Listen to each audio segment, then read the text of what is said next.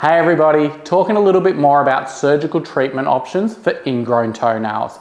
There's three main procedures that I undertake for ingrown toenails, and it really depends on how they're presenting, whether they've had any other procedures before, but let's jump straight into it.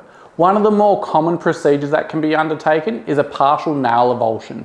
This is where we take the side of the nail away and then put a chemical, typically phenol, into that sulci or the side of the nail, where it's not going to allow the regrowth of the nail. This is typically a really simple in-rooms procedure where the procedure only takes about 7 to 10 minutes. We use a bit of a tourniquet for all of these procedures so that we can stop the blood flow into the toe, and allows for our patients to have a pretty pain-free approach to getting their ingrown toenail fixed.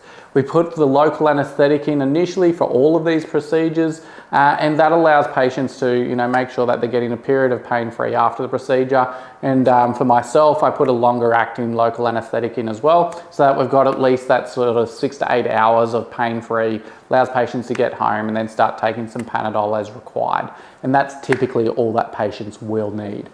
Now, if that patient's also finding that their nail's quite thickened or it's quite a small nail, I may elect to undertake a total nail avulsion, where we remove that whole nail and put that chemical again, the phenol, onto where the nail grows, the nail matrix, and that's going to prevent that nail from growing back again.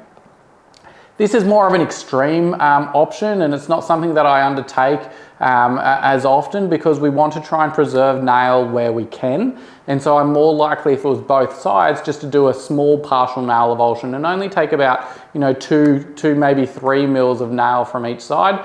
But right down at the base where that nail is growing from, it's more likely going to be 7 or 8 mils rather than the 2 mils that I'm potentially taking out at the distal or apex of that toe. And so, considering when these options are most appropriate is really on how people present. Now, for patients that have undertaken several procedures, or there's a lot of hypergranulation, which is sort of hypergranulation tissue, which we all know is that sort of red, more broader tissue that's coming from the sides due to trauma and injury that's occurring from the ingrown toenail. That's where I'm going to be looking at a sharps resection or a wedge resection, also known as the Winograd nail procedure technique. And that's where we're going to be taking a little bit of skin as well as the nail. And that's going to get rid of where the nail grows from, being that nail matrix.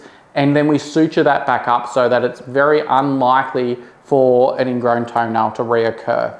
Typically, those sutures will be taken out at 10 to 14 days. And patients recover really well from this, and it's much less likely to cause concerns. But like I mentioned, particularly for patients that have had previous procedures, this is a really good option to make sure that any scarring or nail spicules or regrowth that are there are no longer going to be there. And that's a few different ways of how we can surgically treat ingrown toenails.